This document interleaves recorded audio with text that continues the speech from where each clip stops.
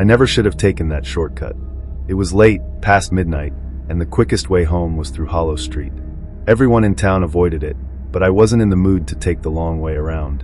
The house at the end of the street was the reason people whispered about this place, a decrepit, rotting structure that had been abandoned for decades. Or so they said. As I walked past, the wind picked up, rustling the dead leaves along the pavement. The house loomed over me, its windows hollow and dark. Then I heard it, a soft knocking. It came from inside. I froze, my breath hitching. Probably the wind, I told myself. But then it happened again. 3 distinct knocks. Slow, deliberate. I should have walked away, run even. But something compelled me to move closer. My heart pounded as I stepped onto the front porch. The air smelled of damp wood and decay. The door, covered in peeling paint, stood slightly ajar. I don't know why I did it, but I pushed it open. The interior was pitch black, except for the faint glow of the street lamp behind me. The house was silent, too silent. Dust swirled in the air, disturbed by my presence. Then, from the darkness, a whisper. "Help me!" A shiver crawled down my spine. My eyes darted around, searching for movement, but there was nothing. Just the whisper again. More desperate this time. I should have left. I tried to leave, but as I turned back toward the door, it slammed shut with a force that rattled the walls. My breath came in sharp gasps as I fumbled for my phone. It screened the only light in the suffocating darkness. Then, something moved in the corner of my vision. A shadow. No, a figure. It stood in the hallway, just beyond the reach of my light.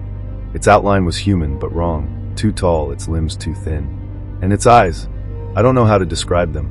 Empty, yet full of something I couldn't understand. I ran. I don't remember how I got out, only that I did. The next thing I knew, I was on the sidewalk, gasping for breath, the house behind me completely silent once more. The door still slightly open, as if nothing had happened. I never took that shortcut again, but sometimes late at night, I still hear the knocking. I tried to convince myself it was my imagination, a trick of the dark, a dream I had mistaken for reality. But deep down, I knew the truth. Something had been in that house, and it had seen me. For weeks, I avoided Hollow Street. Even thinking about it made my skin crawl. But then the knocking started again. Not from the house. From my house. The first time, it was past midnight. I was in bed, half asleep, when I heard it, 3 slow, deliberate knocks. It came from downstairs. I sat up, my heart hammering. Maybe I imagined it. Maybe it was just the wind. Then again. 3 knocks. Closer this time. I reached for my phone, my fingers trembling as I turned on the flashlight. The room was empty. The hallway beyond my door, dark and silent. I forced myself to move. Step by step, I crept toward the stairs, holding my breath as I peered down. The living room was empty. The front door locked. And yet, the knocking continued. It came from inside the house. I turned, my pulse deafening in my ears. The sound was coming from the hallway closet. I didn't want to open it. Every instinct in my body screamed at me to run. But something wanted me to look. And I did. The door creaked open, revealing a space too dark for how small it was. My phone's flashlight barely pierced the blackness. And then I saw it. A hand. Pale, too long, fingers curled against the wood. And then it moved. I don't remember screaming, but I must have. The next thing I knew, I was outside, barefoot on the frozen pavement, my heart threatening to explode. My house stood still and silent behind me. The knocking had stopped. I never went back inside. I couldn't, because when I ran, when I threw the door open to escape, I caught a glimpse of something in the reflection of the hallway mirror. It wasn't just a hand. It was me, but not me. Its eyes were wrong, too empty, yet full of something I couldn't understand. And it was smiling. I don't know how long I stood outside, staring at my own front door, waiting for something, anything, to happen. But nothing did. No movement. No more knocking. Just the heavy silence of the night pressing against me. At some point, my neighbor, Mrs. Holloway, opened her door. She was an old woman, always up late watching TV. She squinted at me, wrapped in her thin robe. "Are you all right, dear?" I wanted to tell her everything, to beg her to help me, but what could I say? That I saw myself in the closet? That my reflection had smiled at me? Instead, I forced a shaky nod. Yeah, just locked myself out. She gave me a look that said she didn't quite believe me, but didn't want to pry. "Want me to call someone?" "No," I said too quickly. "I'll figure it out." She hesitated, then nodded and shuffled back inside. I was alone again. I had 2 choices. leave everything behind or go back inside. I should have left, but instead, I took a deep breath and stepped back into the house. It was eerily quiet. The air felt thick, heavy, like the house itself was holding its breath. My phone's flashlight flickered as I scanned the hallway. The closet door was closed. Had I shut it in my panic? I didn't remember. Slowly, I backed away, my eyes never leaving the door. Every nerve in my body screamed at me not to turn around, not to look away. Then, the mirror. I saw myself in the hallway mirror again. But this time, my reflection didn't move with me. It just stood there, watching. And then it raised its hand, slowly, deliberately, pressed one finger to its lips, and whispered, "Shh." The lights went out. I don't remember dropping my phone, but I must have, because suddenly, I was in total darkness. The air felt thick, like the walls were closing in. My own breathing sounded too loud, too ragged. Then footsteps. Not mine. They came from the hallway. Slow, deliberate. Too light to be real footsteps, more like something gliding just above the floor. I squeezed my eyes shut. Maybe if I didn't see it, it wouldn't see me. Then, the whisper came again, closer this time. "Shh." I ran, blindly, crashing into furniture, knocking over a chair. My knee slammed into something, but I barely felt it. I reached the front door and yanked at the handle. Locked. No, I didn't lock it.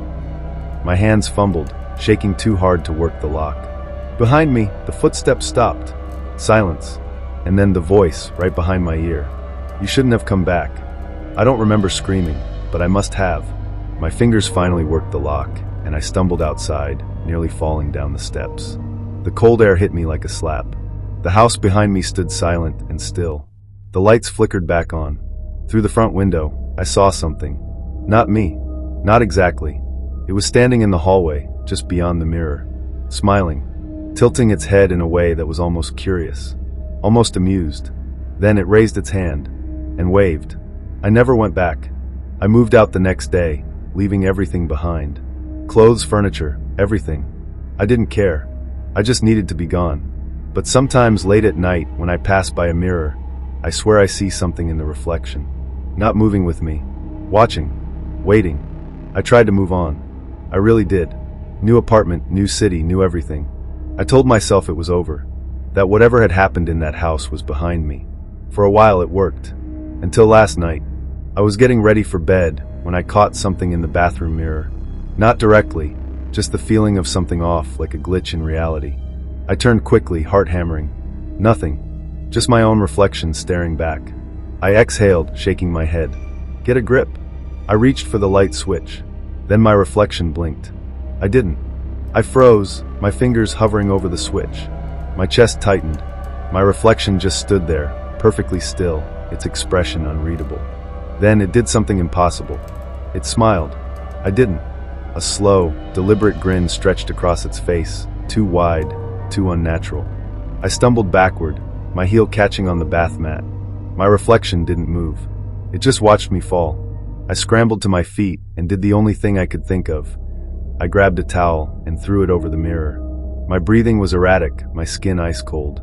I stood there for what felt like hours, my ears straining for any sound beyond my own pulse. Nothing. Just silence. Eventually, I convinced myself to leave the bathroom, but I didn't sleep. I couldn't. Every shadow in my room felt like it was watching. Every creak of the apartment settling made my skin crawl. At some point, exhaustion won. My body shut down, dragging me into an uneasy sleep. But then I woke up, to knocking. 3 slow, deliberate knocks. Not at the door. From inside the bathroom. I haven't moved since.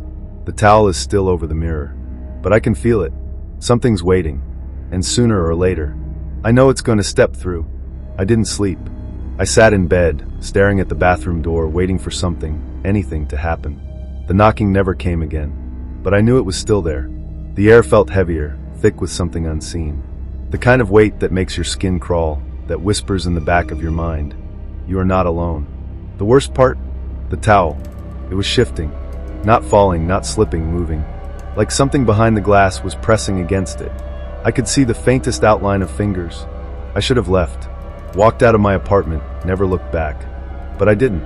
Instead, I grabbed my phone and did something I hadn't done since that night in the house on Hollow Street. I took a picture. My hands were shaking so badly the flash went off. The light illuminated the bathroom for a split second, too fast for me to see anything with my own eyes. But when I looked at the photo, the towel was gone, and I was in the mirror. But it wasn't me. It was standing too close, pressed against the glass, its face inches from where I would have been. Its eyes were hollow, its mouth slightly open, as if whispering something I couldn't hear. And its hands, they were pressed flat against the inside of the mirror, like it was trying to get out. I dropped the phone. I don't remember breathing. Don't remember how long I sat there, staring at the screen, too afraid to look at the mirror itself. Then my phone buzzed. A notification. A message. From an unknown number. Only 2 words. Turn around. I didn't. I couldn't. But I felt it. The breath. Right against the back of my neck. I wanted to scream. To run. To do something. But my body refused to move. The air behind me had changed, thicker, colder, wrong. I could feel it, hovering just inches from me, something unseen but undeniably there.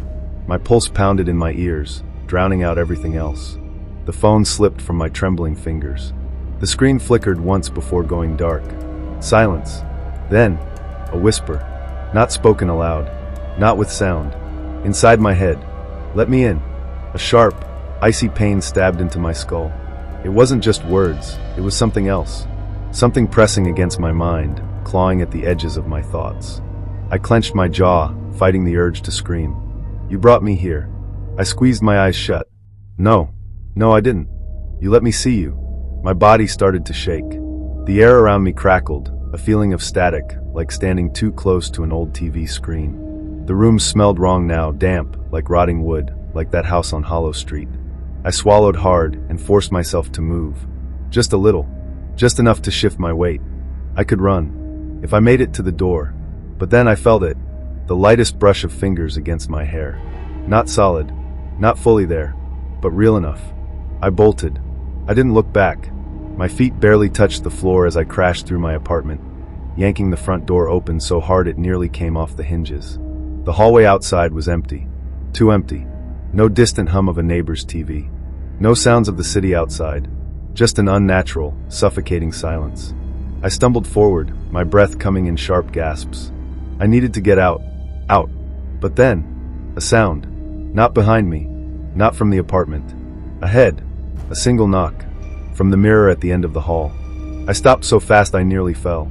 My heart slammed against my ribs. I didn't want to look. I had to look. The mirror was old, mounted on the hallway wall, long enough to show my entire body. But when my eyes locked onto it, my breath caught in my throat. There I was, standing in the glass. But I wasn't alone. The thing was there, with me, pressed close against my reflection, its 2 long fingers resting on my shoulders. Its face, my face, was almost right, almost me. Except for the eyes. Hollow, black, hungry, and then it smiled. Not a grin, not a sneer, a knowing smile, like it had already won, like it was waiting. The light in the hallway flickered. The reflection twitched, just slightly, just enough to make my stomach turn. Then slowly its hand lifted, and it reached for me. I turned and ran, down the stairs, out the front door, into the freezing night air. I don't know how far I went, how long I ran. I just know I never went back. Not to my apartment, not to anywhere with a mirror, because I understand now. It isn't the house. It isn't the apartment. It's me. I saw it. And now, it sees me too. And someday, maybe tomorrow, maybe years from now, it's going to step through.